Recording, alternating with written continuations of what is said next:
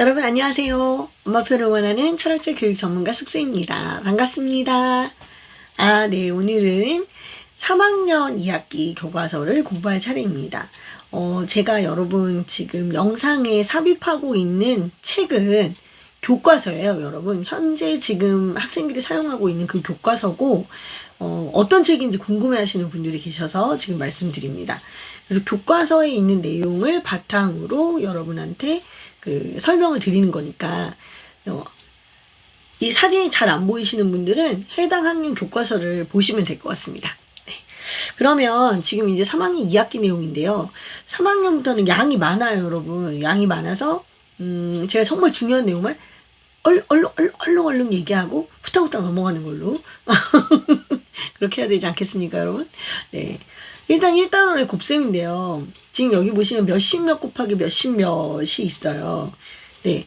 근데 이 몇십 몇 곱하기 몇십 몇이라고 하는 게 사실 그 전에 10 곱하기 몇십, 그리고 몇 곱하기 몇십 몇, 그 다음에 마지막으로 지금 몇십 몇 곱하기 몇십 몇, 이 세 번째 과정인데 이 부분만 이제 제가 말씀드리는 거예요. 그럼 몇십 몇 곱하기 몇십 몇을 할 때는 우리가 어떤 뜻이냐면, 예를 들어서 이제 여기 나와 있는 걸로 보면 53 곱하기 29를 한단 말이죠. 그럼 쉽게 얘기하면 53하고 9를 한번 곱하는 거고 53하고 20을 곱해서 이 두 개를 더하면 되는 거죠. 이게 이제 우리가 흔히 하는 세로셈이에요. 이게 세로셈이고, 얘를 우리가 직사각형 넓이로 이렇게 보자면 50하고 3을 가르고 20하고 9를 가르는 거예요. 그럼 우리가 어떻게 곱할 수 있냐면 50하고 20을 먼저 곱할 수 있잖아요. 그리고 50하고 9를 곱할 수 있어요. 그리고 3이랑 20을 곱할 수 있고 3이랑 9를 곱할 수 있어요. 그래서 총 4개의 직사각형의 넓이로 얘가 나타나거든요. 그게 교과서 22쪽에 나와 있어요. 그거를 여러분이 이제 확인해 보시면 되고, 실제로 이제 아이들이 곱셈을 할 때는 이렇게 4등분을 하게 되면 곱하기 자체가 너무 복잡해지게 돼요. 암산도 전혀 안 되고. 그래서 보통은 아이들에게 어떻게 지도를 하냐면 2자리 1자리, 2자리 1자리 이렇게 따로따로 곱해서 걔들을 더하는 방식으로 이제 이렇게 지도를 하는데, 그거 말고도 사실 이제 또 다른 방법들이 있죠, 여러분. 다른 방법들이 있는데 현재 이제 3학년은 이미 지나왔기 때문에 그 방법을 따로 이제 알려드리면, 예를 들어서 이제 53 곱하기 29가 있잖아요. 그러면 3, 9, 27 이제 두 개를 연속해 쓰고, 그 다음 5, 2, 10 그럼 1000 얼마죠? 1027이 되잖아요. 그죠? 그리고 난 다음에 10의 자리를 다 곱하는 거예요. 50이랑 9를 곱하면 450, 그리고 3이랑 20을 곱하면 60. 이거를 다 더하면 그 결과는 곱이 같다. 이렇게 이제 보시면 되죠. 이런 곱셈도 굉장히 아이들이 곱셈이 애들이 어려운 이유는 뭐냐면 이 X자로 곱하는 게 너무 어려운 거예요. 복잡하고 되게 어려운 건데, 이거를 양쪽으로 두 줄은 곱해서 쓰고 그 다음에 이제 10의 자리만 간단하게 계산을 해서 더하는 방식으로 하는 것도 이제 아이들에게 좀 편하게 가르쳐주는 방식이죠. 그래서 만약에 현재 4학년이거나 이미 3학년이 지났는데 여전히 내가 2자리 곱하기 2자리가 애가 안 돼요. 그러면 기존의 방식으로 안 된다는 거예요. 그게 세로셈의 복잡한 그 과정을 이해하기가 어렵다는 얘기니까, 그때는 다른 방식으로라도 이 곱을 할 수 있게 해줘야 돼요. 이 곱하기를. 해야지 나중에 4학년 올라가서 이제 3자리 2자리 이런 걸 우리가 할 수가 있거든요. 그런 부분이고, 그리고 이제 제가 삽입한 부분이 이제 26쪽, 27쪽이에요. 여기는 이제 사막의 나무를 몇 그루 심을까요? 이거거든요, 여러분. 이제 사막에 심을 수 있는 나무를 알아보는 건데, 한쪽에 이제 26쪽에 있는 내용이 전부 다 이제 상황에 대한 이야기죠. 이 안에 조건도 있고 질문도 다 있어요. 근데 이제 오른쪽에 있는 27쪽에 있는 내용은 뭐냐면, 이게 이제 문장제 문제를 푸는 순서인데, 제가 여러분한테 여러 차례 말씀을 드렸어요. 뭐냐면 교과서 안에 문장제 문제를 푸는 방법이 다 나와 있다. 그 중에 이제 생각 수학 파트, 그 부분은 전부 다 그 문장제 문제를 푸는 방법이라고 생각하시면 됩니다. 여기 보면 제일 첫 번째 질문이 뭐냐면, 구하려고 하는 것은 무엇입니까? 이거거든요. 문장제 문제를 제일 처음에 풀려면 내가 무엇을 구하고자 하는지 그걸 찾아내야 되거든요. 이게 이제 첫 번째 질문이고, 두 번째, 알고 있는 게 뭐냐? 이게 조건이에요, 이게. 그래서 문제에서 주어진 것들이 무엇이냐? 이걸 물어보는 거죠. 그럼 이제 세 번째가, 이 주어진 조건을 이용해서 이 문제를 해결하려면 너는 어떤 방법을 쓸래? 이제 이게 세 번째인 거예요. 그죠? 그런 다음에 그 방법은 되게 여러 가지가 나올 수가 있다는 얘기죠. 방법은 여러 가지가 나올 수가 있고, 이게 다 됐으면 이제 바르게 구했는지 한번 꼭 확인을 해봐라. 이게 검산이죠. 증명의 과정이라고 보시면 되겠습니다. 요렇게 이제 4개의 과정이 있는데, 보통 아이들이 그 마지막에 있는 바르게 구했는지 확인해보는 과정을 잘 안 해요. 근데 이거를 꼭 한번 점검을 하게 해주셔야 아이들이 실수하는 걸 막아줄 수가 있죠. 그래서 이것도 처음부터 습관을 좀 들이는 게 굉장히 좋습니다. 그래서 아이들에게 바로 문제집을 푸는 것보다 이게 교과서의 단계를 다 밟아가면서 할 수 있도록 해주시는 거. 이게 굉장히 도움 많이 되겠죠. 그런 다음에 이제 탐구 수학이 있는데, 탐구 수학은 말 그대로 이제 우리 교과서에서 스팀에 해당하는 부분인 거예요. 그러니까 뭐 수학이랑 과학 또는 뭐 수학이랑 사회, 수학이랑 국어 뭐 이런 식으로 연결을 하겠다 이런 얘기죠. 근데 국어랑 연결하기보다 수학이랑 사회 또는 수학이랑 과학을 주로 연결을 하는데, 지금 탄소 발자국이라고 하는 것은 과학에 나오는 이야기겠죠. 환경이니까. 그런데 보면 발자국이 크다는 거는 뭐냐면 탄소 이 쓰레기를 없애기 위해서 더 많은 탄소가 필요하다는 거니까 발자국이 크면 클수록 좋지 않은 거예요. 이게 이산화탄소의 양을 얘기하는 거거든요. 자, 그러면은 지금 주어진 부분에서 내가 만약에 이제 비닐 봉지를 쓰면 11발자국을 쓰게 되고, 장바구니를 이용하면 내가 장바구니를 버리지 않을 거니까 0 발자국, 그리고 이 장바구니가 지금 친환경 발자국인가 봐요. 그래서 이것을 사용하면서 내가 이산화탄소를 따로 배출하지 않잖아요. 그러니까 여기에서 이제 0 발자국이 되는 거죠. 그럼 얘네들을 내가 이 비닐봉지 하나를 장바구니로 바꿨을 때 나는 탄소 발자국 얼마나 줄일 수 있니? 이런 유의 이제 문제들인 거죠. 결국엔 이 수학 문제가 응용 문제가 되기 위해서는 실생활하고 연계가 계속 돼야 되는 거니까 요 이제 탐구 수학 부분은 여러분이 그런 식으로 활용을 하시면 됩니다. 그래서 여러분이 만약에 문제집을 많이 못 풀어, 그럼 미리 불안해하거나 많은 문제를 풀어야 된다고 생각하지 마시고, 이런 생각 수학이나 탐구 수학 부분을 빠짐없이 하려고 노력하시는 것이 굉장히 중요한 자세죠. 그리고 여러분이 개념 문제집을 굳이 풀지 마시고 교과서의 내용을 제대로 숙지하시고, 그리고 생각 수학, 탐구 수학, 그리고 수학 익힘책에 있는 내용들을 제대로 설명하고 그것을 활용할 수 있다. 이렇게 된다면 굳이 개념 문제집을 뭐하러 풉니까, 여러분? 그죠? 그럼 개념 문제집 패스하고 여러분이 생각하고 계시는 응용이나 뭐 심화 문제집으로 넘어가도 아무 지장이 없거든요. 사실 개념 문제집이라고 하는 것들이 아이들이 교과서를 제대로 보지 않기 때문에 나오는 거예요. 그러니까 그런 것들을 패스하고 넘어갈 수 있다. 이제 그런 장점이 있는 거죠. 그리고 이제 여기 보면 격자 곱셈법을 이용해서 탄소 발자국을 계산하는 게 나와요. 근데 이 격자 곱셈법이라고 하는 것은 우리가 곱하기를 하다 보면, 특히 이제 2자리, 2자리, 뭐 3자리, 2자리 이런 걸 하다 보면 받아 올림을 하게 되고, 뭐 1의 자리, 10의 자리, 100의 자리, 1000의 자리마다 자릿수마다 수들이 생기잖아요. 세로셈으로 쓰더라도. 그러면은 10의 자리, 10의 자리 모아 계산하고 100의 자리는 100의 자리끼리 모아서 계산하는데, 세로 계산법은 이게 일자로 나오는데 격자 곱셈법은 이게 대각선 방향으로 나오는 거예요. 그래서 이게 어떻게 보면 굉장히 헷갈려요. 아이들이 이렇게 세로셈으로 하다가 갑자기 이렇게 격자로 이렇게 나오게 되면은 그게 뭐 익숙하지 않은 방식이니까 아무래도. 그러니까 이 방식을 이용해서 아이들의 곱셈 능력을 향상시키려고 하지 마시고, 이건 어디까지나 이러한 방법도 있다. 그리고 이 안에서 요구하고자 하는 거.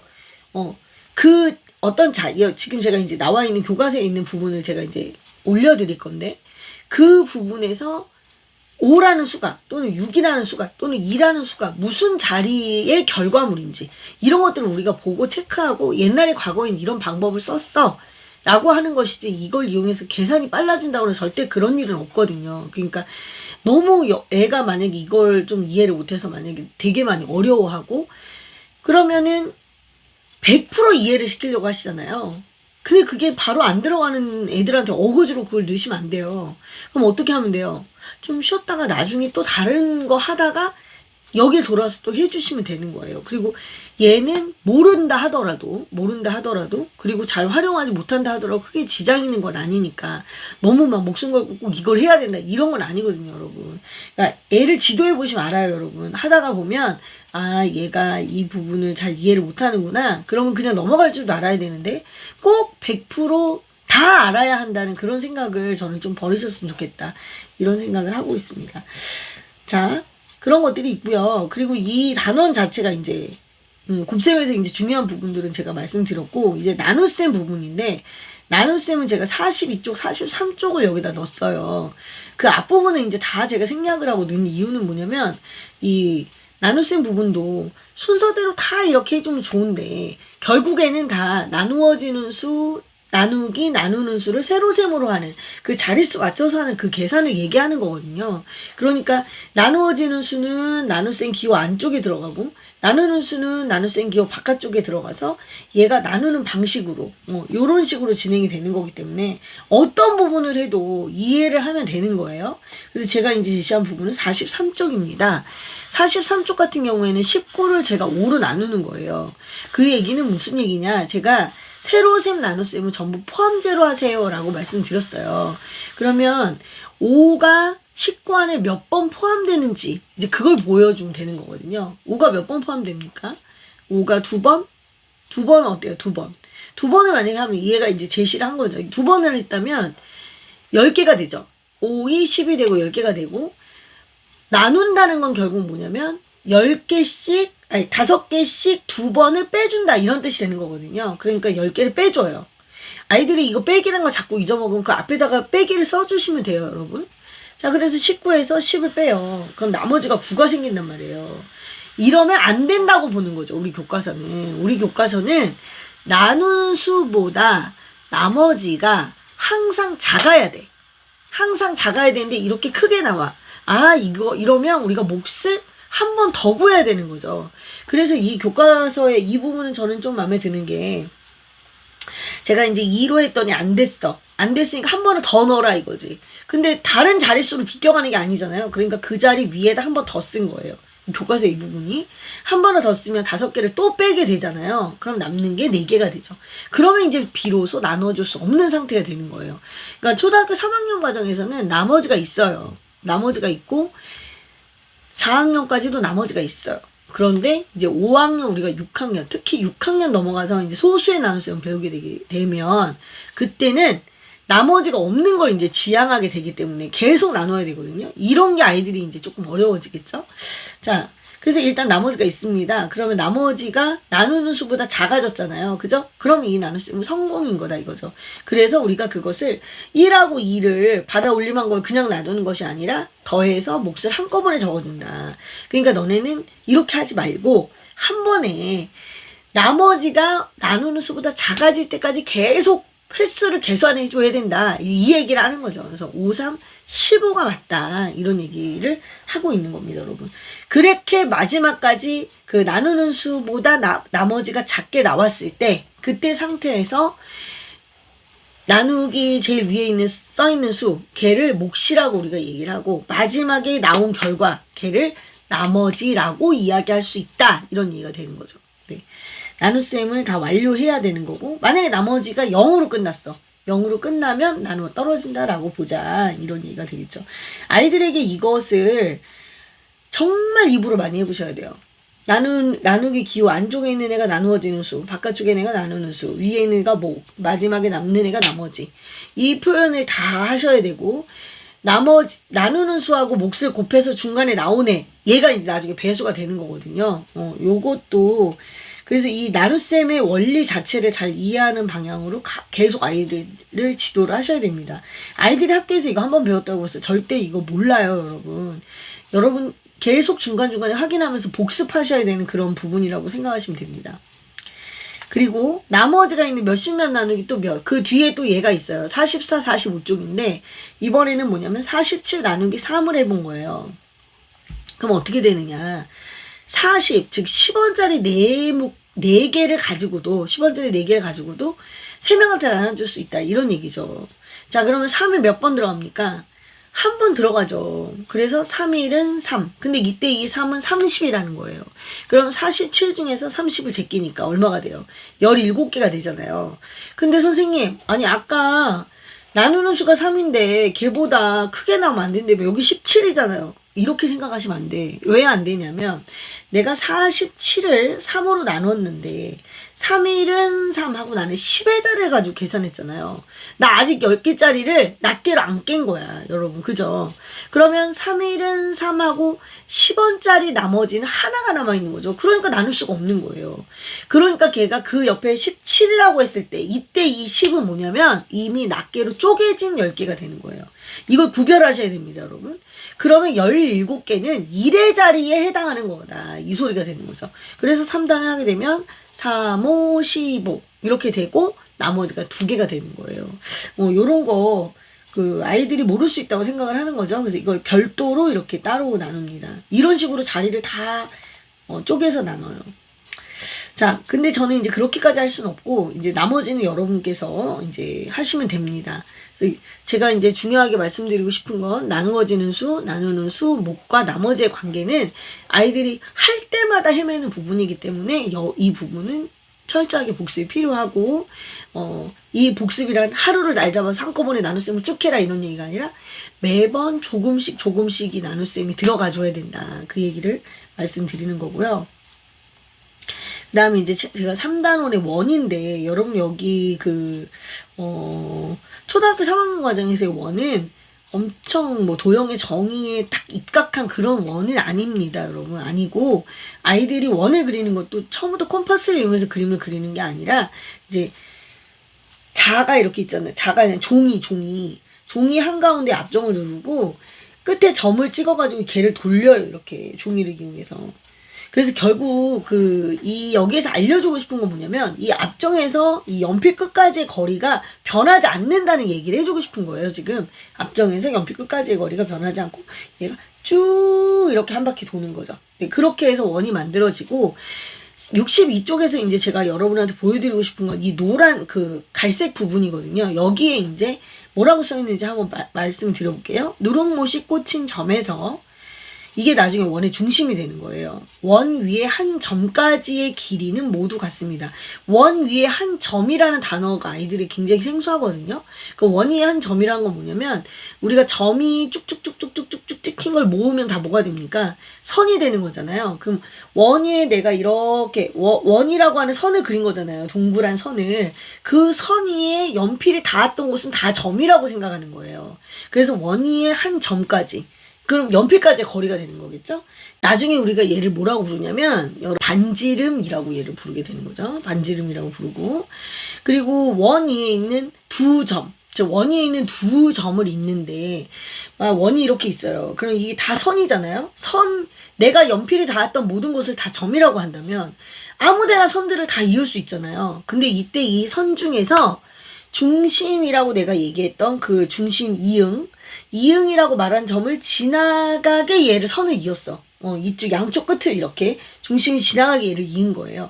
이 길이가 원 위에 있는 내가 선들을 연결했을 때 가장 긴 길이라는 거예요. 이것을 우리가 지름이라고 하자 이런 뜻이 되는 거죠. 지금 여기에서 우리가 제일 중요하게 생각해야 되는 단어가 3개가 있는 게 원의 중심, 원의 지름, 그리고 원의 반지름. 요거 이제 3가지가 굉장히 중요해요. 그래서 이 3가지만큼은 아이들이 어떻게 해서도 알아야 되거든요. 그런데 그냥 그것을 머리로 모양으로만 아는 것이 아니라 여기 나와 있는 용어를 이해하면서 얘를 알아야 되는 거죠. 여러분. 그래서 여기 나와 있는 단어, 중심, 지름, 반지름 이런 단어들이 아이들이 굉장히 생소하고 어렵습니다. 여러분이 아이들이 이제 초등학교 3학년 과정에서는 한자어가 진짜 많이 나오는데 그 중에 특히 도형 부분에서 그게 몰려 있어요. 도형 부분에 많이 몰려 있다 보니까 애들이 처음에 다 보면 알아요. 보면 알죠, 당연히. 이게 모양 그렸어. 얘를 원이라고 해. 원이라고 하는 전에도 써봤으니까 알 거 아니에요. 그죠? 원이라고 하고 가운데 점 찍었으니까 중심이야. 그리고 중심에서 끝 그려놓고 반지름. 그리고 여기 중심 지나게 양쪽 끝에 연결하면 지름 이런 식으로 말하면 안 된다는 얘기야. 그래서 여기 나와 있는 용어, 이 교과서에 나와 있는 용어가 100%는 아니어도 예를 들어서 원 위에 한 점 이런 용어는 나중에도 쓰일 용어들이거든요. 원의 중심, 원의 반지름, 원의 지름 이런 용어들은 안 바뀌어요. 이런 것들은 안 바뀌니까 여기 내용을 볼 때 잘 체크해서 기억을 해야 된다. 그리고 원 위에 두 점을 이은 선분이 원의 중심을 지나가. 그게 가장 길어. 걔를 우리가 원의 지름이라고 불러. 이런 뜻은 변하지 않는 거거든요. 그러니까 이런 표현들을 꼭 아이들 입에서 이 말이 나와야 돼요. 아이들 입에서 나올 수 있게 연습을 하셔야 됩니다. 개념 카드가 당연히 필요하겠죠. 그런 것들 연습할 수 있게 자꾸 불편한 말이라도 자꾸 해볼 수 있게 도와줘야 돼요. 3학년부터는 이제 그런 말들이 굉장히 많이 나와요, 여러분. 나중에 하면 되지. 나중에 안 돼요, 이거. 나중에 안 돼. 할 때 하셔야 돼요. 자, 이렇게 원의 이런 것들을 원의 정의라고 얘기를 하는데 이 정의가 완벽하진 않지만 어쨌든 정의에 해당하는 부분이에요. 즉 원이라고 하는 것의 뜻, 그리고 원의 중심이란 단어, 원의 지름, 반지름, 원이라고 하는 것을 정의하기 위해서 꼭 필요한 단어를 다 넣었어. 그럼 원의 정의라고 우리가 보는 거죠. 초등학교 과정에서. 그리고 그런 걸 하나 배웠잖아요. 삼각형도 마찬가지고 사각형도 마찬가지고 뭔가를 하나 배웠잖아요. 그럼 얘가 가지는 성질을 우리가 그것을 그려보면서 찾아봐요. 그래서 바로 뒤에 원의 성질을 알아볼까요? 이거 나오는 거예요. 자, 그럼 원은 어떤 성질을 가지고 있을까요? 원은 자, 우리가 얘를 원 모양의 종이가 둘로 똑같이 나눠지게 가운데를 딱 접어보재. 가운데 이렇게 딱 접어보재요. 이런 활동을 하는 거야, 아이들이. 그럼 가운데 이렇게 딱 접어보고 다른 방향에서도 원이 두 개가 딱 맞도록 원이 이렇게 반달 모양이 되게 딱 맞도록 딱 접어보래. 딱 접어봤어. 이렇게 접었을 때 이렇게 선이 하나 생기고 이렇게 선이 하나 생길 거 아니에요. 그죠? 그때 가운데 선이 만나겠지. 이 점을 원의 중심이라고 하자 이런 얘기죠. 근데 실제로 원의 중심을 확인해 볼 수 있죠. 어떻게 확인해 보면 되냐면 그 원의 중심에서 원 끝까지 거리를 다 재보면 되죠. 같네? 그럼 그 가운데 찍힌 점이 원의 중심이 되는 거고 그 중심에서 원 끝까지의 거리 걔가 반지름이 되는 거죠. 우리가 배웠던 용어들 있잖아요. 원의 중심, 원의 지름, 원의 반지름 그것들을 확인할 수 있는지 보는 거죠. 아, 지름을 두 개를 연결하면 내가 지름을 선을 연결하진 않았지만 접었잖아. 접어서 그 지름을 표현했잖아요. 그래서 그것을 연결했을 때 만나는 점 걔가 중심이라고 얘기할 수 있구나. 그 얘기입니다. 그런 성질을 가지고 있다는 것도 알 수 있고 그리고 원 안의 선분 중에서 가장 긴 걸 찾아보래. 이게 이제 두 번째 활동에 들어있는데 그래서 이제 선분을 막 긋는 거예요. 근데 아무렇게나 막 그리면 안 되니까 원 위에 하나의 점을 찾아. 그냥 그 점에서부터 대각선 그리듯이 막 이렇게 많은 선들을 그려요. 많은 선들을 그리다가 보면 원의 중심을 지나가는 선도 있고 중심을 거의 나머지는 다 지나가지 않겠죠. 중심이 하나밖에 없으니까 하나만 딱 중심을 지나가겠죠. 자, 그렇게 선을 그려. 그렇게 선을 막 그렸을 때 그것을 자로 재봐. 자로 재봤을 때 가장 긴 게 누구야? 아, 그럼 원의 지름이 요 중심을 지나는 선 얘가 제일 기네. 아, 그러면 원 위를 잇는 선분 중에서 가장 긴 선분. 그 선분이 뭐가 되는 거예요, 여러분? 지름이구나 라는 걸 알 수 있어요. 왜 지름인지 알죠? 원 위를 지나는 두 점을 이은 선분 중에 중심을 지나는 선분. 얘를 지름이라고 정의했잖아, 처음에. 처음에 그렇게 정의했으니까 우리가 원의 성질은 뭐예요? 막 점들을 쭉 연결하다 보니까 우연히 원 끝하고 원 끝을 잇는 중에 중심이 지나가는 선이 하나 있었던 거야. 이렇게 했더니 걔가 제일 길어. 근데 아까 우리가 그것을 뭐라고 했었지? 지름이라고 했었잖아. 아, 그러면 원의 지름이 원 위를 지나는 선분 중에서 가장 길구나. 이런 성질이 있다는 걸 알게 되는 거죠. 그러니까 성질이라고 하는 거는 일단 원을 그려놓고 하다 보니까 알게 된 것. 이렇게 생각하시면 되겠습니다, 여러분. 알게 된 것. 나중에 알게 된 것. 자, 이런 것들을 확인을 해봐야 돼요. 직접. 아이들이 직접 그려보고 자로 재보고 그게 비록 완전히 정확한 정의는 아니라 할지라도 지금 이 시점에서는 이것이 정의와 성질이 되는 거예요. 아시겠죠, 여러분? 자, 그럼 원의 이제 성질을 여기서 이제 기록을 하죠. 이때 기록을 할 때는 사실 답은 좀 정해져 있습니다, 여러분. 원의 지름은 원을 둘로 똑같이 나눕니다. 그게 이제 교과서에 제일 첫 번째 나와 있는 성질이 되는 거예요. 두 번째 성질은 뭐예요? 원 안에 있는 선분 중 가장 긴 선분이 원의 지름입니다. 라는 걸 이제 알 수 있는 거죠. 그 다음 이제 세 번째 성질이 뭐냐면 제가 이제 말씀 안 드렸는데 자전거 그림이 있어요. 자전거 그림인데 여기서 원의 중심과 반지름과 지름을 이제 표현해 보는 게 나오는데 마지막에 뭐라고 되어 있냐면 반지름의 길이하고 지름의 길이를 재는 게 나와요. 그럼 우리가 뭘 확인할 수가 있냐면 반지름이 두 개가 모이면 지름이 된다는 걸 확인할 수가 있죠. 즉 반지름의 2배가 지름과 같다는 것을 확인할 수가 있어요. 이것도 이제 원이 가지는 성질이 되는 거죠. 여러분, 그걸 우리가 뭐처럼 사용해요? 공식처럼 이제 사용을 하게 되는 거죠. 그래서 반지름이 만약에 3이야. 그럼 지름은 6이야. 왜? 이런 성질을 갖고 있으니까. 반지름에다 2배를 하면 지름이 된다는 그런 성질을 갖고 있으니까. 근데 우리는 그냥 아무렇지도 않게 그냥 당연히 길이가 같잖아 이렇게 하지만 얘를 좀 따져서 이야기하는 그런 습관이 필요하다. 그렇게 말씀드리는 거죠. 자, 그런 다음에 이제 4단원 분수인데 분수부터는 이제 다음 시간에 말씀드리는 걸로 하도록 하겠습니다. 오늘 영상은 여기서 마무리를 할 건데요. 지금 이제 3학년 2학기에 1, 2, 3단원은 사실 3학년 2학기는 정말 버릴 게 없어요, 여러분. 그래서 꼭 정리를 좀 해두셔서 나중에 4학년 과정 하더라도 빨리빨리 찾아서 볼 수 있는 그런 자료를 만들어 주시는 게 굉장히 좋거든요, 여러분. 그래서 여러분이 개념 카드를 만드시던 아니면 개념 노트를 만드시던 간에 이제 정리를 조금씩 해 놓으시는 게 굉장히 좋습니다. 기억을 오래 하는 친구들 같은 경우에는 굳이 정리를 하지 않아도 3학년 과정 정도는 머릿속에 담아둘 수가 있는데 그게 잘 여의치가 않은 친구들도 있고 그리고 난이도를 좀 더 높여서 공부하고 싶은 친구들도 있을 거예요. 그럴 경우에는 내가 교과서를 일일이 그때그때 들춰보는 것 자체가 너무 귀찮다. 그랬을 때 여러분 개념 노트가 굉장히 도움이 많이 돼요. 보통 남학생들, 특히 글씨 쓰기 싫어하는 남학생들 같은 경우에 개념 노트를 만드는 것 자체가 고문이거든요. 그래서 그런 친구들은 개념 카드로 대체하셔도 됩니다. 개념 카드.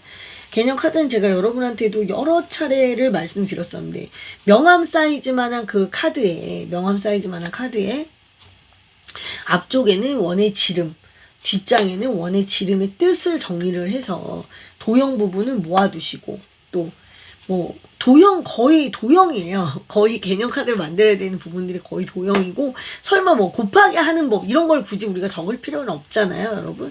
근데 유독 내가 잘 안 되는 것들 내가 자주 잊어버리는 것들 그런 것들을 좀 기록해 놓는 그런 카드 또는 노트가 있으면 여러분이 학년이 위로 올라가면 올라갈수록 굉장히 편리합니다. 그러니까 그런 것들을 한번 준비해 두셔도 좋을 것 같고 이제 다음 시간에 제가 이제 4, 5, 6단원을 설명을 드릴 건데 이제 4단원에 분수가 나와요. 이 분수가 너무나 중요하거든요, 여러분. 그러니까 3학년 1학기 분수와 더불어서 굉장히 중요한 부분이니까 그 부분 다음 시간에 또 자세히 말씀드리도록 하겠습니다. 자, 오늘 영상 여기서 마무리하도록 할게요. 여러분 수고하셨습니다. 안녕히 계세요. 연말 잘 보내세요. 빠이빠이.